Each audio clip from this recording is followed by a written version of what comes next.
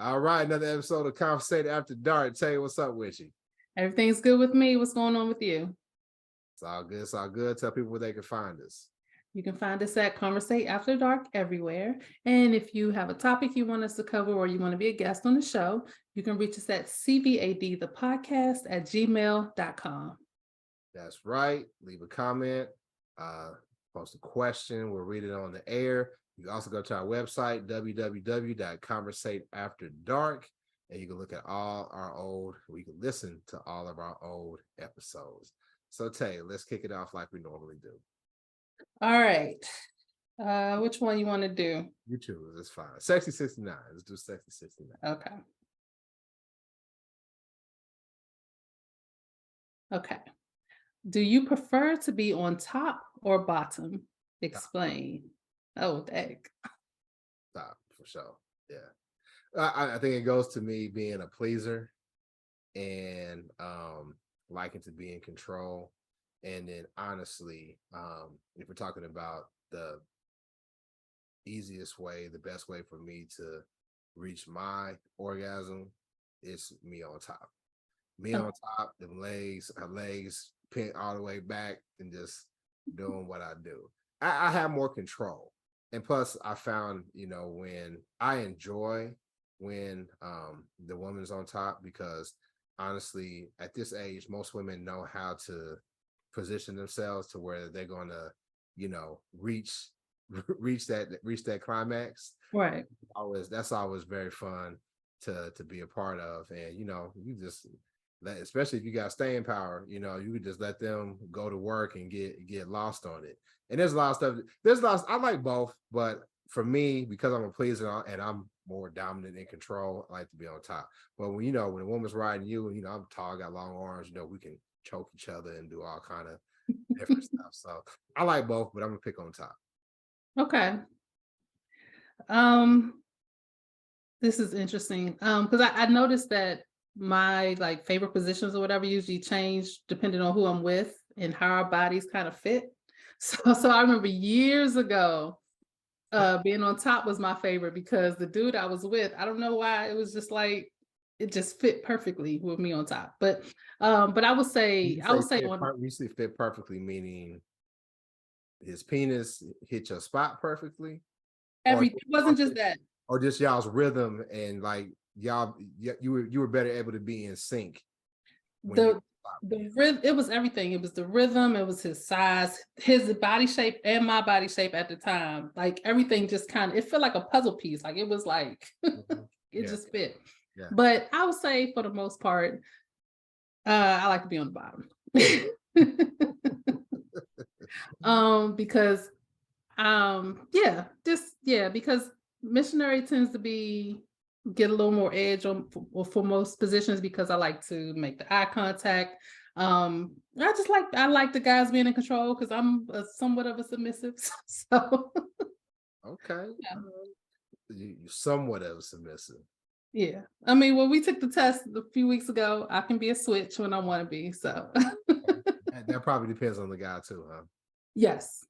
Okay. And other factors, but yes. I know you go with that. I know you go with that one. So if it's a bigger guy, you prefer to be on the bottom. And a smaller guy, you prefer to be on the top. Meaning smaller in terms of their body, their build. Right. I don't think it matters. It's just a body shape thing, but it's not necessarily a smaller guy either. Because I've more about that dick. I guess so. I guess you can say that. So if he's more well endowed, are you top or bottom? Bottom. If he's less endowed. Depends on how less, but actually either way, but more endowed, I'd rather be on the bottom. Okay. Yeah. I get it. Yeah, that's a good question. That's a good one. That'd be a good one to ask next time we have a guest. Right. Yeah. That'd be a good one for him. So yeah, so what's been going on? Nothing much. It's a lot of stuff out here. on the internet streets. That's what Yeah, yeah. People, you know what I've been noticing? And Mhm. we have a podcast that talks about relationships and sex. I've been starting to see people complain about the podcast and the relationship shows, sex shows, what have you. Um, and I think that shows like ours are getting a bad rap because I think that, conversate, we know what that stands for: communicate, converse, and relate.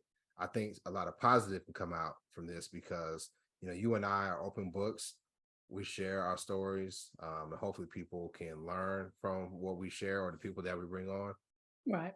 or they'll realize, hey, I'm not alone. I feel the same way that Tay does or Marv does, or, maybe they'll be enlightened in some shape, form, or fashion. I think that a lot of these podcasts, well, some of these podcasts create problems Mhm. because the type of people that they have on and the type of attention that they want to garner.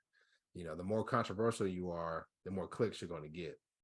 And I think, unfortunately, a lot of the the clips that are shared, they're from the people who are either I hate black men or the panderers who are pandering to the I hate black men, or the panderers who are pandering to the incels who hate black women.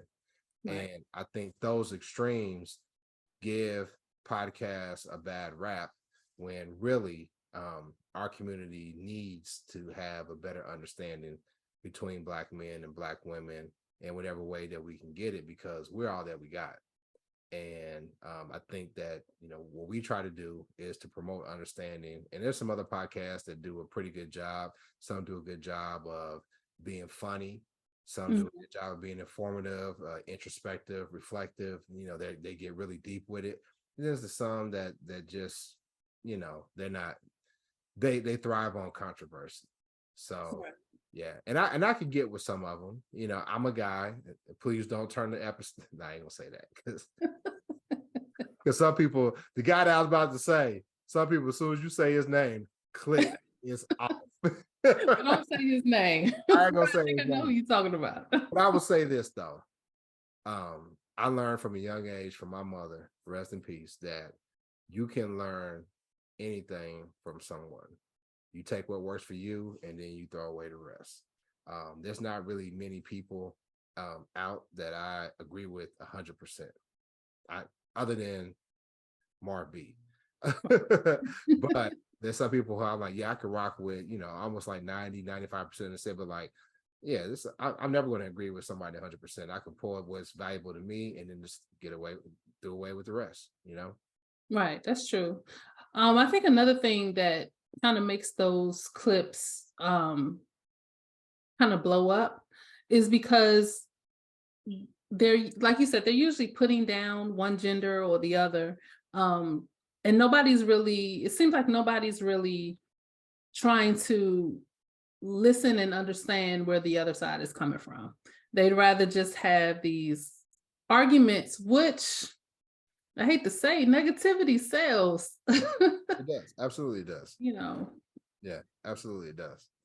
I mean, and that's the reason. That's one of the reasons why I don't like a lot of the clips that go around because I don't. I just, I don't know. When I have a debate with somebody or an argument with somebody or whatever, my ultimate goal is to understand where they're coming from. But if I feel like you're not trying to, I shut down immediately. Um, and I feel like that's what happens when I watch a lot of these. There's one really popular one, and I won't say the name of that one. And it's a mix of genders, but it seems like a lot of times they say things to not to understand each other, but just to get a hot topic. And that's the new Now, are they phrase. they're trying to really one up one another. Yeah, yeah, Really trying to one up one another. And I think I know who you're talking about.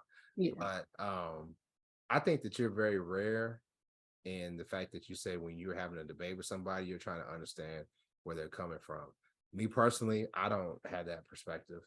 Normally, I want to prove why I'm right. Now, I can listen and concede and say, you know what, that's a good point. That's a good point. But I think that many of us tie in, and mistakenly so, tie in our self-worth, Hmm. whether our opinion is right or not. Right. Right. When somebody challenges our opinion, we feel as it's an attack on us, when really somebody is just challenging our opinions. Right. Now, Right. there's some people who can challenge your opinion and they can go too far with it and make it personal. Then they are coming at you personally, and it probably is, non-productive. But I think that more of us need to be like you. I know that I'm not. I'm just like, either I'm gonna be like, yeah, I'm gonna agree, or I'm gonna say, no, this is why you're wrong. It's very Yeah. rarely am I trying to really understand somebody. Yeah. I mean, I think it's just the well, I guess this was me in my 20s. It was like the older I got, especially once I got to college, I realized that, my little bubble of the world really didn't expose me to a lot.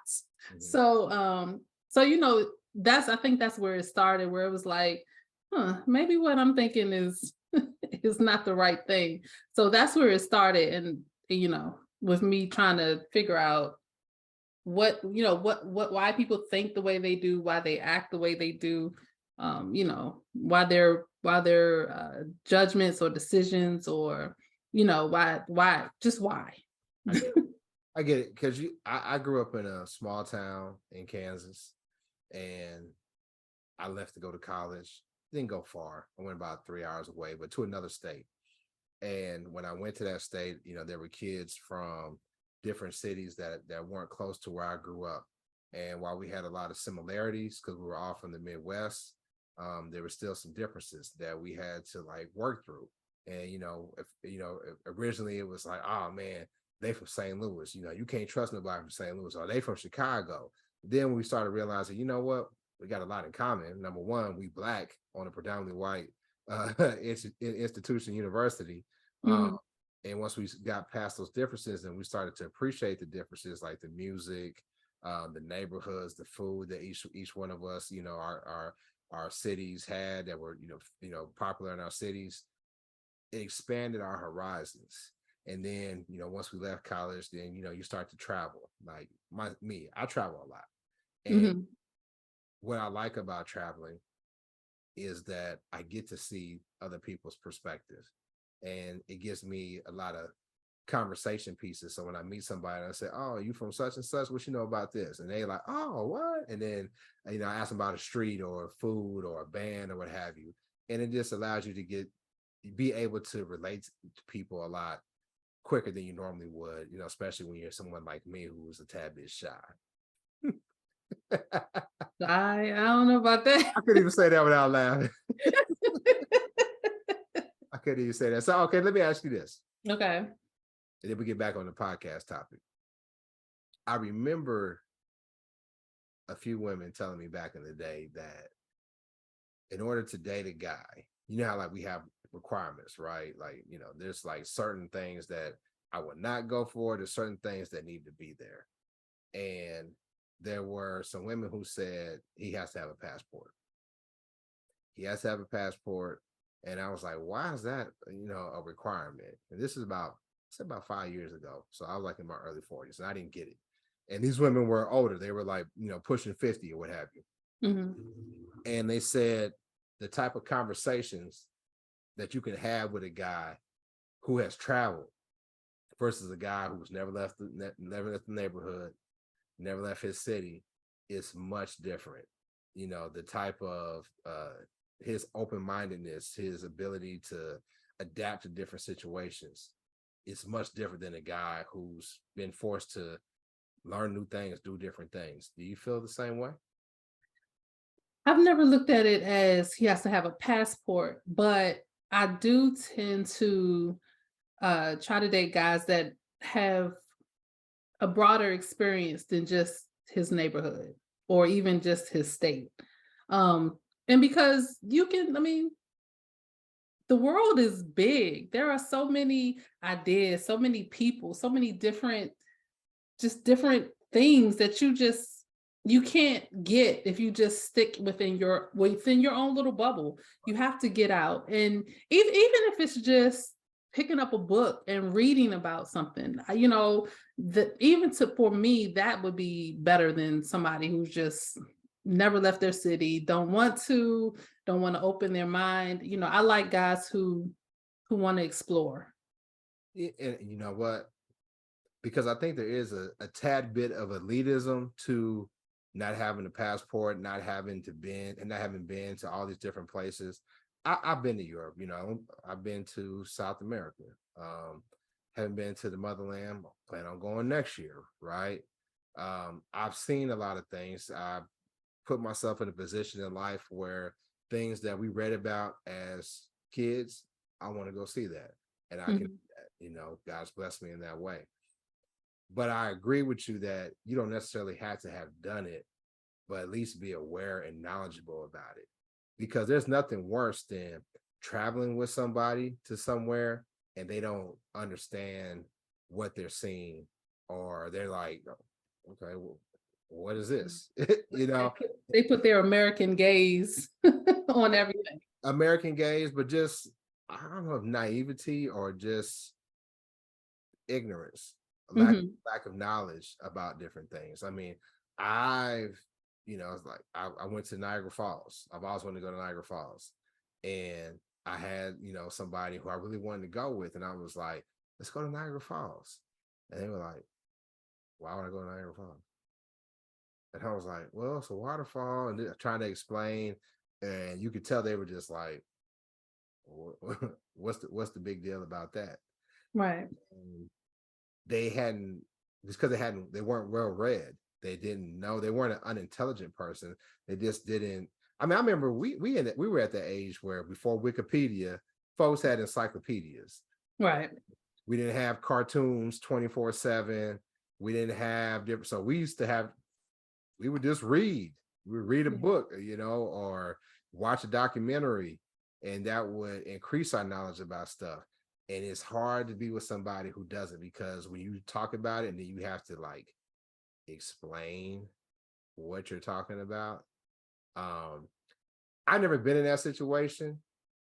I take that back. I have been with people who are probably on a higher level of intelligence than me. Not many, but I have been. Mhm. I always find it intriguing when they explain stuff to me and they teach me something. Some people don't Yeah. take it that way. Some people take it as, oh, you think you're better than me. Really? Yeah. Some people take umbrage to that. They don't, and the problem was I was trying to talk to them about this. Well, I don't want to go. I don't want to go. And because they didn't want to go, I didn't go. Because I was like, well, damn, I don't want to go by myself. Yeah. Yeah. And we were watching some show and they filmed at the Niagara Falls. And they were like, oh my God, that's so beautiful. And I was just like, that's what I've been trying to tell you about. Oh, I didn't know what you were talking about. Like, come on now. Do you like when a guy exposes you to new things? That's one of my favorite things. If a guy is passionate about something that I don't know, like that's one of my favorite things because I do learn something new. Like I have a bathroom that I remodeled myself, except for the tub. He did put the tub in, but I did everything myself, and I learned it from the guy that I was dating at the time. Like, and not even just that, just He a better man than me. He a better man I than mean, me. that was his thing. Look, because when I go, the tub go too. You ain't gonna be taking no shower, no other motherfucker that I done sweat and put in. Nope, tub got to go too. Oh gosh, nobody's ripping a tub out of a house. Look, I can find somebody to do it. Yeah. I'm just using him as an example, but I Shout out just to you, sir, because I know you probably watched the show. Shout out. actually I don't think he does, but Oh. but I mean I'm just saying that's just an example. But I love it when I can learn something new from somebody, especially when it's something that they're passionate about and that they love. And that was something that he loved to do was like home improvement stuff. That's cool. That's cool. That's cool. Yeah, and I think that when we can, and I think that's what the power that these podcasts can do. They can point people to say, hey, listen, instead of looking for the negative in the opposite gender, let's try to, hone, okay, what am I looking for? Because maybe I'm picking the wrong type of guys. Maybe I'm picking guys who can't, or women. I'm picking the type of guys or women that can't expose me or don't have anything that they bring to the table. I know that's a buzzword that people hate, but don't have anything that they're bringing to the relationship where they can help me expand my Right. horizons. I'll put a question out there. Do you want to be compatible or complementary? And most people went with, I'd rather be compatible. And I get it, because if you're not compatible, life is hell. Right. I think that the piece that people miss is, and maybe because I framed it as an either or, but I think you could be compatible with somebody that doesn't push you to excel and exceed in life. Right. Right. Or you could be with somebody who is compatible and complementary, and they help you level up. Right. Right. That's true. And I think, instead of looking at negatives, we should start looking at, okay, what can this person bring to me? And what can I bring to them, to where we both flourish from being in each other's lives? Hmm. Yeah, I agree with that. That goes back to that question of, would you date you? Well, if I date somebody who's just like me, then there might be some things that are missing from the relationship. I, You I, don't think so? I could date. No, I'm not saying no to what you said. Okay. I'm saying I don't know if I could date, Oh, okay. Yeah. because on one hand, the perspective in life would be good, but you can't have two impatient motherfuckers in a relationship. Somebody got to be patient, or we got to have an understanding. Well, it might work because, hey, listen, I don't feel like being bothered right now. And if we Hmm. don't like that, and we don't get our feelings hurt on, like, hey, I love you, I don't want to go anywhere else, but I'm cool with being alone. You stay on your side of the house, I stay on mine, and we could hook up, and then we could just go back and do our thing. Some people ain't, they don't get with that. So I might be able to date myself, but Yeah. I came I'm not. extremely close one time, and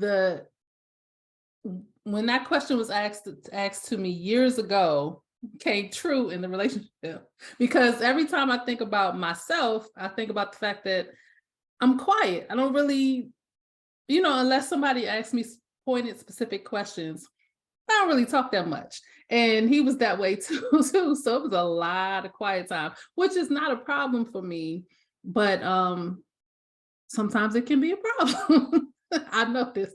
And it maybe it's just because before him, and after him, like majority of the guys that I've dated have been talkative. So I've never had to be the one to spark up conversations. Were y'all quiet when y'all was fucking? No. I'm just saying that'd be fucking funny.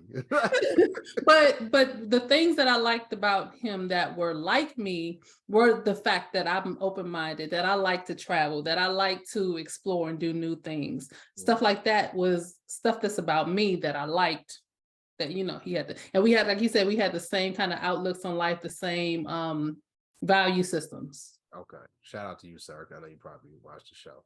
No, he wound up being a jerk. But anyway. Also, you were dating you. He is not a jerk. No, I don't know, Tay. I don't know.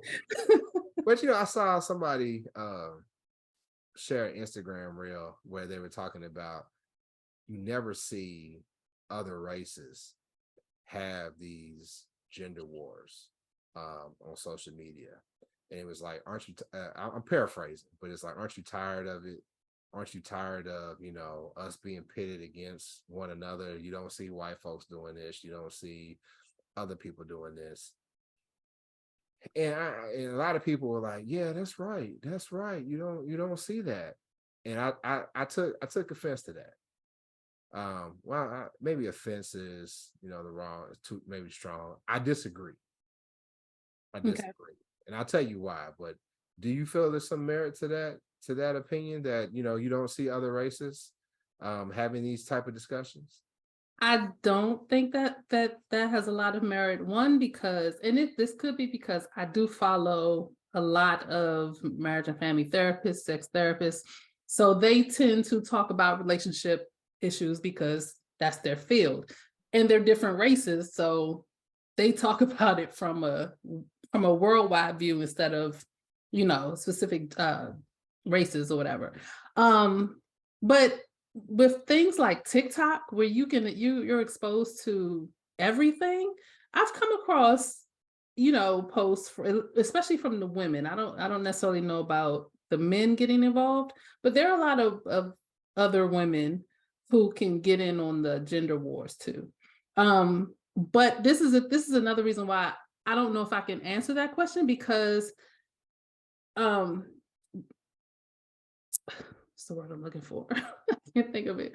The content that I get is curated to what I look at, which is mostly Black people. Algorithm So sending you black. Yeah, that's what it yeah, is. Yeah. Yeah. so I can agree with him in that because that's what I see, but Yeah. I don't know if it's true because I don't get a lot of the content from others. I think, and you're right on point. I think when people say that, it's like you don't see white folks do this, you don't see such and such do this. I think that there are examples that we can pull from other communities, right? And how we should conduct ourselves.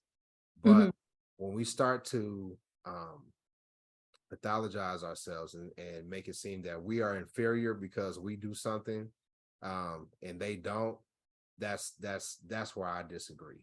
Now, Right, there are practices that they have and where they band together as a community, they come together and they'll stand it for the better interests of the community as a whole. Yes, we can emulate that practice because that we do not do. We don't do that right, at all, or not on the level that we should. But to make it seem as if we are somehow dysfunctional because we have these discussions, that's totally incorrect. Um, right, and I think that comes from people who don't really have a lot of experience with other races. Because I think when you don't have a lot of experience, being around white folks or being around Hispanics or Asians or what have you, you I think black people tend to try to put them as a model community or put them on a pedestal that they do not deserve. no, not They at all. they do not.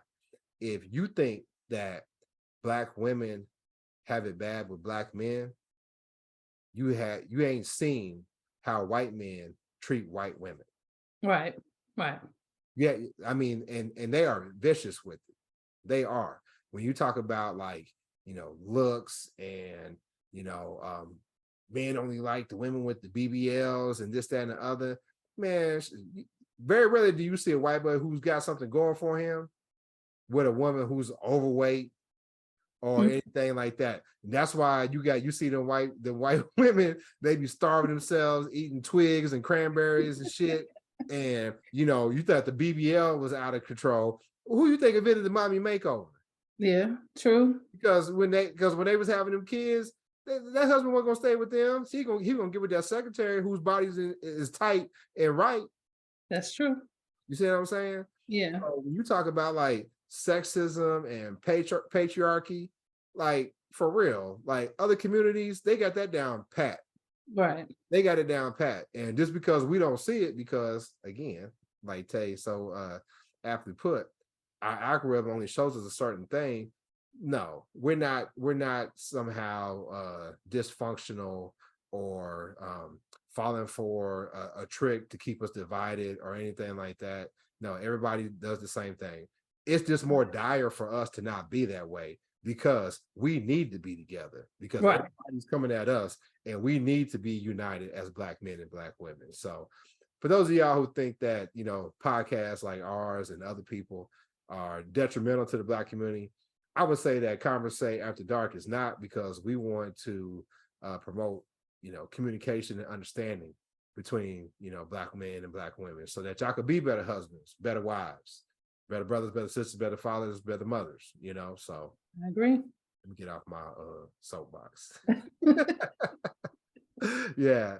So I mean, but do you think that somebody could really learn how to be a better husband or wife from these podcasts? I think it's a starting point, maybe, Okay. depending on who you listen to. And that's the I think that's the problem that some people may be running into is that maybe they're listening to the wrong people. Maybe they need to listen to a podcast instead of well, because then that would rule us out. I don't want to say that. Okay. I was gonna say maybe they should listen to some podcasts with maybe some therapists or some relationship experts, real relationship experts, not, But what not makes somebody a relationship expert though? I feel Because like you have to have gone to like some kind of school.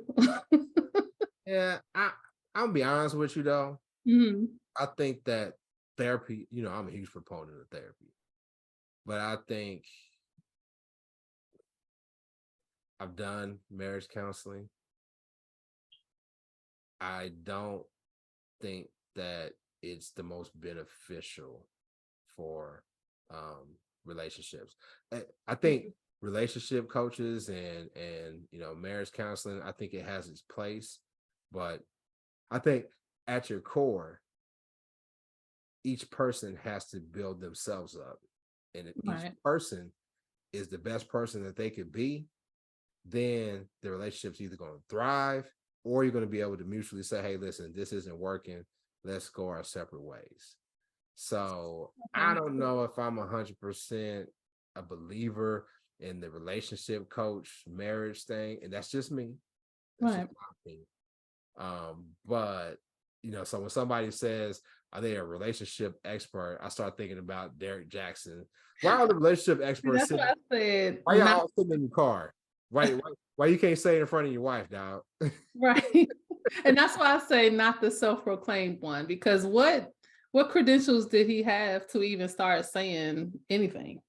Boy, y'all sure was listening to him. No, not y'all, them, because I wasn't. Can you concede that there was a bunch of black women who were listening I to? can. And But don't throw me in the y'all. when us black men was like, "Nah, get the fuck out of here. This dude ain't don't know what But he's see, about." And then he was like, why y'all hating on him? Why I don't understand why black men don't like Derek Jackson. Then when it came out that he was a goddamn creep, then it was just like y'all was quiet. I mean, not y'all, but they was quiet. but that's one of the Notice that reasons. when he became a creep, the black women who were defending him, Mhm. they didn't really give him the heat like they should have. You know what they ended up doing? They started attacking his wife. Yeah, How she dressed, how she looked. which She's is stupid for sitting there, right? yeah, yeah. I don't know, man. But I mean, but that was one of the reasons going back to people pandering. That was one of the reasons why I never bought into him. I saw one video and his maybe the first video I saw, and I was like, okay, he's speaking good things. Then the next video I saw, I'm like, okay, he's still dogging men. Yeah. And I saw another one, it was like, why are you always dogging men? Do you have anything nice to say? Like, where's the balance? Right. So that he turned me off from when I first heard about him. He was a broke down. Like I can't even say this, but like I know Steve Harvey put out a relationship book and had was it one or two movies based off the It book? was two. Two movies based off the book. And I was just like, what makes Steve Harvey the end all be all on why how women should treat black men? Maybe Right. we got something from it. I don't know, but I didn't. I never seen any of the movies. It didn't intrigue me. Because one is it with Kevin Hart? Well, I didn't read the book, but from what I saw of the movie, I really doubt that the movies kind of because the movies to me it was just they were just romantic comedies. I don't really but again, I didn't read the book, so I can't speak to how closely they related. The first movie was actually pretty good. Okay, is that Kevin Hart was the lead? He wasn't the lead, but he was in it. Okay, that's why I It didn't was watch. more of an ensemble cast Okay, than one lead person. I got you. I got you. So, do you think that we talked about people learning to be a husband, learning to be a wife? When do you start treating somebody like a husband or like a wife? Do you start once you get engaged, like start practicing, or do you just do it because listen, I love this person, I like this person, so I'm gonna do those things, or do you wait until y'all say I do? Oh, that's a loaded question for me. Because I was told one time that I didn't treat this dude like a husband, even though he wasn't treating me like a wife. But that's that's Well, another. so I mean, what can you go deeper into that? I What? mean, I can. So in his mind, I wasn't domestic enough. He wants somebody like his mother. Well, his mother was a stay-at-home mom, so she had time to cook, clean, sew, take care of him, all that stuff. That ain't me. And I always let people know I don't like to cook. So I'm not going to be cooking 7 days a week. That's just not going to happen. I made that mistake um fairly early in my marriage. And I made the mistake of comparing my then wife to one of our mutual friends' wife. Oh, And I said something about, such and such doesn't do that. And I can't say I instantly regretted it. mm-hmm. He read me the riot act, and rightfully so. And she explained how, well, she also doesn't have this going on in her life. She also doesn't have to do this. And she doesn't have to contend with these things. So that's why she does that, because she should, because she doesn't have to do all these other things. And then I was like, yeah, that was stupid. My bad. Yeah, that was dumb. So But you definitely can't. And when you compare like your mom to a woman, that ain't always the best thing, because most guys our age, your mother didn't have to contend with the things that women our age have to contend with now. It was right, that's true. it was probably much worse for your mother. Your mother persevered. And if I'm being honest, these women ain't built like our mamas were. I know that ain't popular to say, but y'all not. Y'all not. Oh, And gosh. and it's probably a good thing, because our mamas back then, they weren't making money. They had to put up with a little bit more bullshit than women today have to. Yeah, And that's yeah. a good thing. That's a good thing. You shouldn't have to suffer through a relationship. You shouldn't have to suffer taking care of some badass nappy head ass kids. You know, you shouldn't. Like Even for your own. that's for sure for that. Yeah, that's true. And then on the flip side of him, I've left other relationships feeling like I did too much. So since I'm the single person on here, I've never been married. I'm single too now. You're single now, but you have been married. So maybe I should be asking you that question. When in the regular relationship do you start? Because I was told, how am I supposed to know if you'll make a good wife if you don't act like a wife? So my thing is, when in a relationship should somebody start acting as a husband or a wife? And is that needed for somebody to know if you'll make a good one or not? When you get married. Okay. When you get married. I Okay. think everything up until then, you single. Now, should you be learning? Should you be learning the other person, their idiosyncrasies, their habits, stuff that they do that gets on your nerve, um, establishing boundaries, establishing rules. I know rules is kind of like a thing that you don't say or what have you. Maybe just in the non-monogamous world, rules are a bad thing. But like you said, where you're like, yo, I don't like to cook. I'm not gonna be cooking every day. I think that's a wonderful thing for you to say, because you're setting the expectation. You're setting the expectation up front that, this is what you should expect from me. Don't expect anything different. And that way you won't be disappointed. You won't be surprised. This is how it's going to be. And then that person has to be able to make that decision. Is that something that I want to live with day in, day out? Is it important for me to come home to a home cooked meal every day? That's kind of antiquated in thinking, and I don't know if too many guys still think like that, because I don't think their mama cooked for them every goddamn day. Mama probably told you to put a frozen pizza, or eat some ramen noodles or something like that, but you want these women to cook for you. See, Right. I'm starting to pander like Derrick Jackson. But I think it's hard. It's hard for me personally because everything that I do comes off as husband.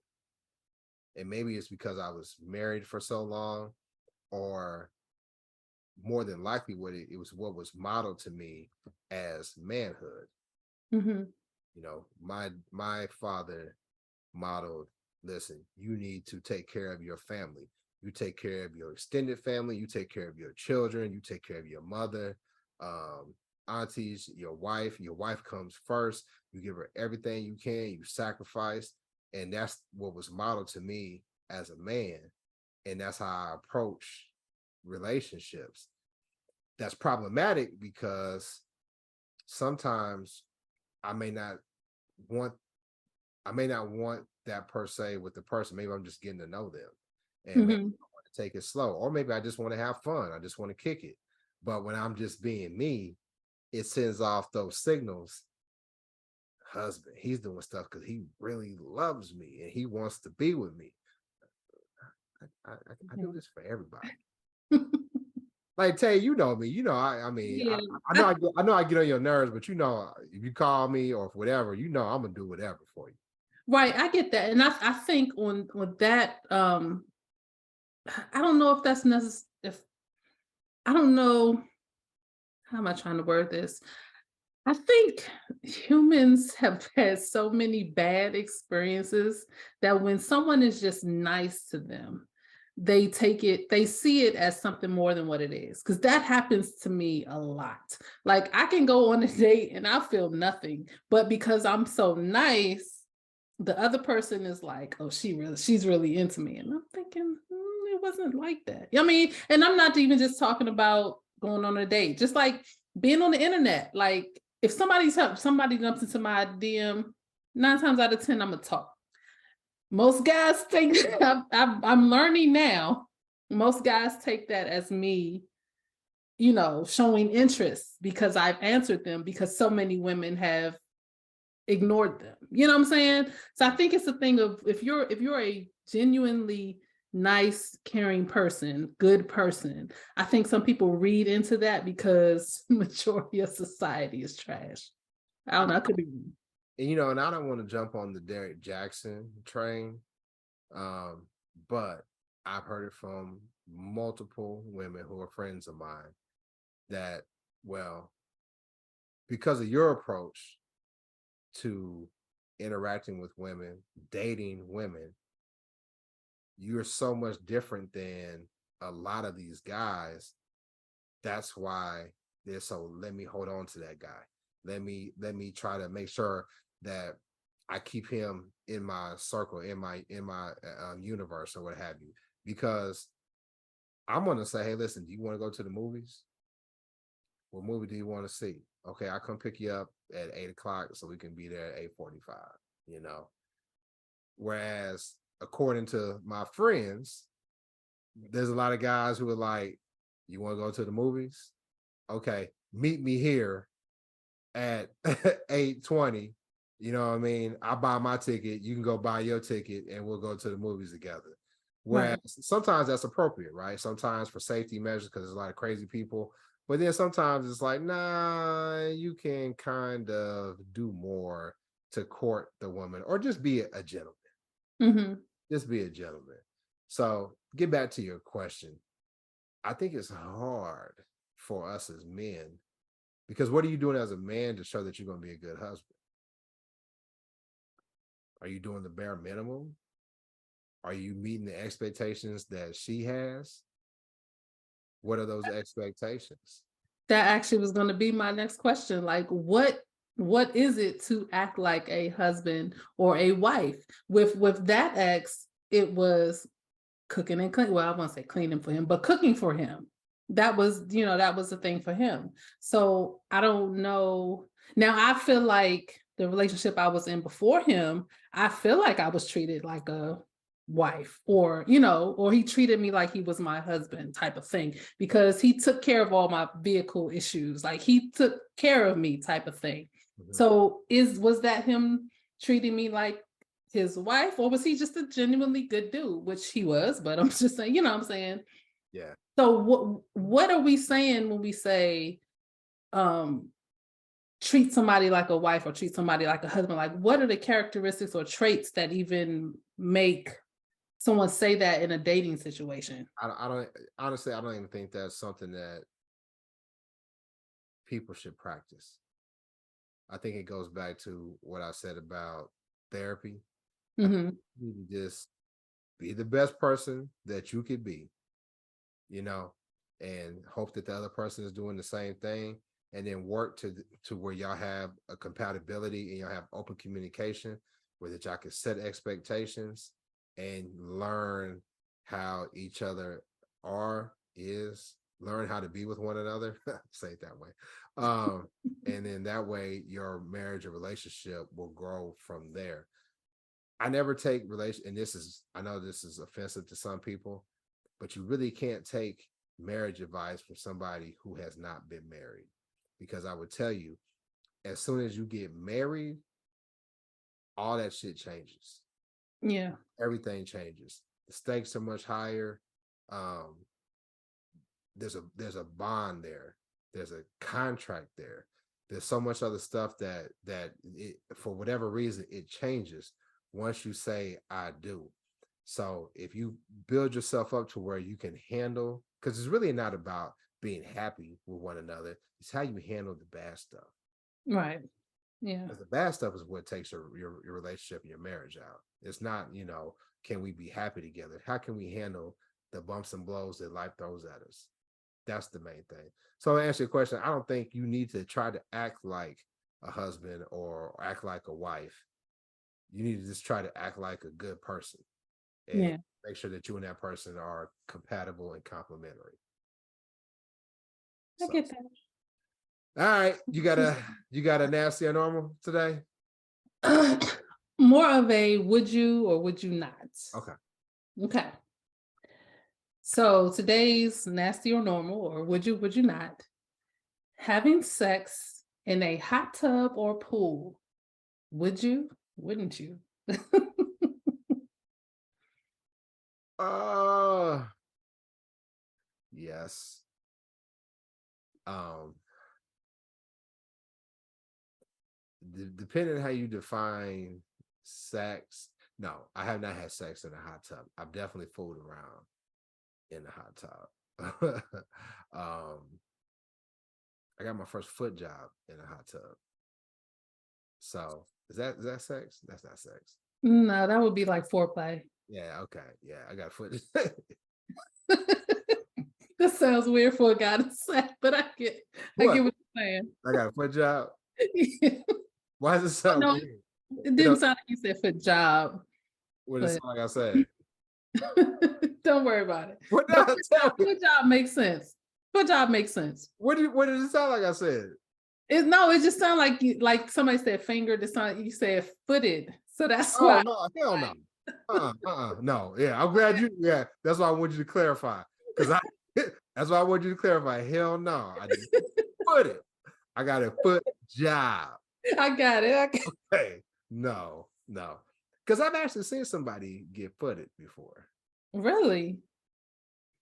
Oh gosh. Let me tell you. I don't want nobody's toes near me anywhere. So thankfully they had on a condom. Okay. And let me tell you something. When a guy says I'm too big for a condom, if guys say that they're too big for a condom, they whole goddamn lie. Because I was at a show, actually the first time, for a couple hours after the first time you and I met in Baltimore. Mhm. I went to a show, and a dancer pulled this dude's shoe and sock off, took out a condom, put the condom over his foot, and it fit all over his foot. And she proceeded to foot herself with his foot. And that's why she was working at that establishment and not me, because I did not do something like that. Oh, wow. She got footed, but she had a condom on. He had a condom on. I'm glad there was a condom. Safe sex all the way. Wrap it before you tap it. Exactly. Even with your feet. Even with your feet. So would you do it? I would, and I have. Mm, It was okay. it was pretty cool. Yeah. Yeah. I think the thing that gives me pause about sex in the pool or whirlpool is not for me, but for y'all. Does that lead to potential problems down there with like chlorine and shit getting inside or anything like that? I was younger when this happened, of course. I wasn't thinking that far. But I guess it could. I guess it could. Yeah, well, I pulled around in the hot tub, and I definitely would go all the way if the opportunity presented itself again. So, Yeah. anyway, Tay, I think we talked about it enough. Tell people where they can find us. You can find us at Conversate After Dark everywhere. And if you'd like to be a guest on the show or you have a topic you want us to cover, you can reach us at CVAD the podcast at gmail.com. Make sure you like this video, share it, and subscribe, and leave us a comment. That's right. Go to our website, www.conversateafterdark.com. We'll watch you next time. Peace. Bye.